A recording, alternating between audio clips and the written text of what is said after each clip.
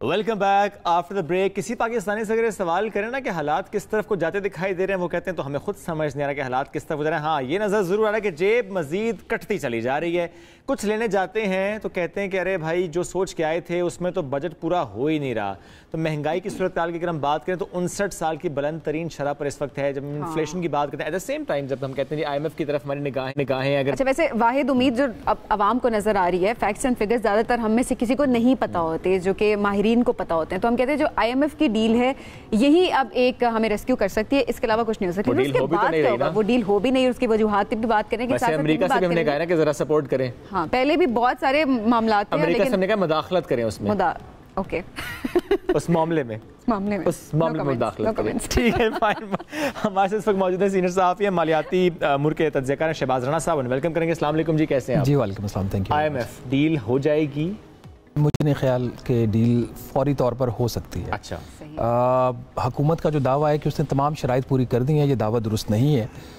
अभी भी जो हमें $6 अरब कम अज़ कम इजाफी कर्जा जून तक चाहिए, जो हम सुन रहे हैं फरवरी 2023 से कि जून तक हमें $6 अरब चाहिए, उसमें जो अशोर्ड मनी है वो सिर्फ $3 अरब है। $2 अरब सऊदी अरब की है, $1 अरब मुत्तहिदा अरब अमारात की है। बाकी मिनिमम $3 अरब कहाँ से आना है उसका हमें बताया तो जाता है कि इस जगह से आ जाएगा, आया नहीं है। और ना ही IMF को उन ज़राए से कोई कमिटमेंट दी गई, क्योंकि इसमें अभी अनलाइक पास जहाँ पे हुकूमत कहती थी कि हम सऊदी अरब से ले लेंगे और IMF हुकूमत की बात पे यकीन कर लेता था, वो चीज़ अब नहीं है।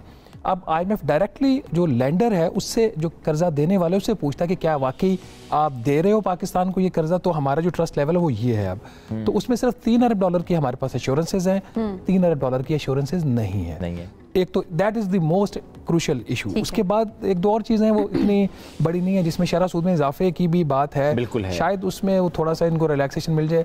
पेट्रोल सब्सिडी जो इन्होंने एक और ऐसा फैसला किया जिसकी कोई समझ दुनिया को ना आई ना हमें है, कि ये कहाँ से 50 रुपये फी लीटर पेट्रोल सब्सिडी दे देंगे जब मुल्क दिवालिया होने की तरफ जा रहा है। और लोग अगर लोगों से भी कहते थे, लोगों से, आपसे, मेरे से लेके बड़ी गाड़ी वालों से छोटी गाड़ी वालों को देंगे, तो वो भी 300 रुपये फी लीटर रफली आपको तेल मिल रहा है, 282 रुपये फी लीटर। और ये ऐसे उसको ट्रीट करें जैसे 82 रुपये फी लीटर तेल, और 50 रुपये हम और दे देंगे, फ़र्क नहीं पड़ता। तो इस तरह के फैसलों से जो ट्रस्ट डेफिसिट है वो बढ़ा। तो as of now there is no IMF deal. क्या पाकिस्तान वाकई ये चाह रहा है कि अमेरिका इस मामले में मुदाखलत करे? देखिए, पाकिस्तान एक बिगड़ा हुआ बच्चा है, आज से नहीं है, 1979 से है। जो जियोग्राफिकल डेवलपमेंट्स हुई, अफगान वार हुई, उसकी वजह से हमें वो एक फ्री डॉलर्स मिल गए, या फ्री तो नहीं मिले, हमने कुछ सर्विसेज दी, उसके बदले में हमें डॉलर्स मिल गए, आसान डॉलर्स मिल गए। फिर 9/11 हो गया, फिर आसान डॉलर्स मिल गए। फिर 2013 और 16 का IMF का प्रोग्राम था। IMF जो अमेरिका था उसने अफगानिस्तान से निकलना था, उसने फिर आपको वहाँ पे सपोर्ट कर दी। तो वो जो इनेबलिंग एनवायरनमेंट थी वो मिसिंग है। अभी आपको अगर अपने पर्चे में पास होना है तो आपको खुद मार्क्स लेने हैं, आपको कोई फ़ोन फ्रेंड की फैसिलिटी नहीं है, आपके पास कोई और आपके पास ऐसी चीज़ देने को है नहीं अब अमेरिका को, वो बदले में आपके लिए जो कंडीशंस हैं वो रिलैक्स करे। जो IMF आपसे मांग रहा है वो आप दे नहीं सकते। मिसाइल प्रोग्राम के ऊपर बात हुई है, इसहाक डार साहब की सेनेट में एक स्टेटमेंट भी आई कि एक दबाव है पाकिस्तान के ऊपर मिसाइल प्रोग्राम के हवाले से। बाद में उन्होंने उसको क्लैरिफाई भी किया, लेकिन वो एक दबाव ज़रूर रहा है।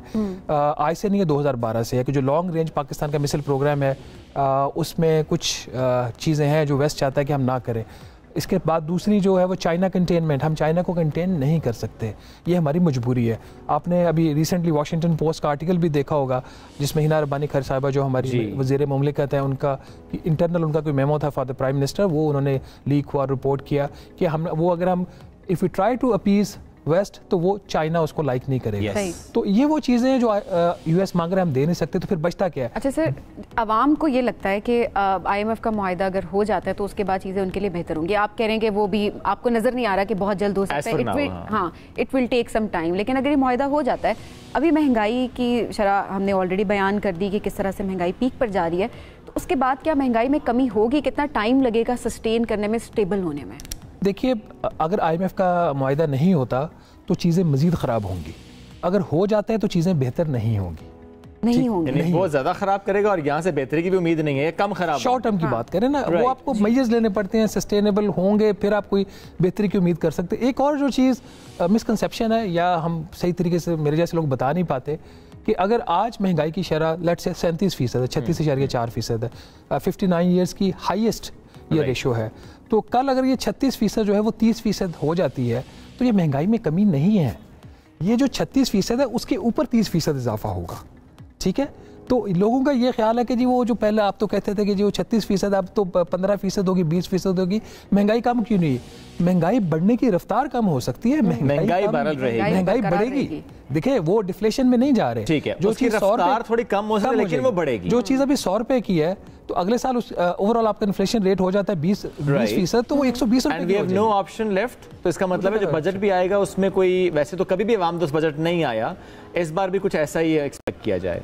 बजट देखिए IMF का अगर हुकूमत ने सियासी बजट देने की कोशिश की तो चाहे IMF का प्रोग्राम है या नहीं, तो वक्ती तौर पे मैं और शायद आप खुश हो जाएं, हमारे कुछ सैलरी टैक्सेस में कुछ रिलैक्सेशन मिल जाए, कुछ सब्सिडीज पैकेज अनाउंस हो जाए, वो सस्टेनेबल नहीं होगा। यानी आपको लगता है कि गवर्नमेंट वही गलती दोहरा सकती है जो खान साहब जाते जाते कर गए? वही गलती जो अप्रैल 2018 में PMLN ने की। इन्होंने जाते हुए इलेक्शन से उस वक्त जब होने वाले थे तो इन्होंने सैलरीड क्लास का टैक्स इन्होंने कम कर दिए, कुछ एग्जाम्पशंस भी दे दी, कुछ इन्होंने बड़े सब्सिडी पैकेजेस भी अनाउंस कर दिए। वही गलती जो फिर इमरान खान साहब ने फरवरी 2022 में आके की, वही गलती PMLN दोबारा कर सकती है।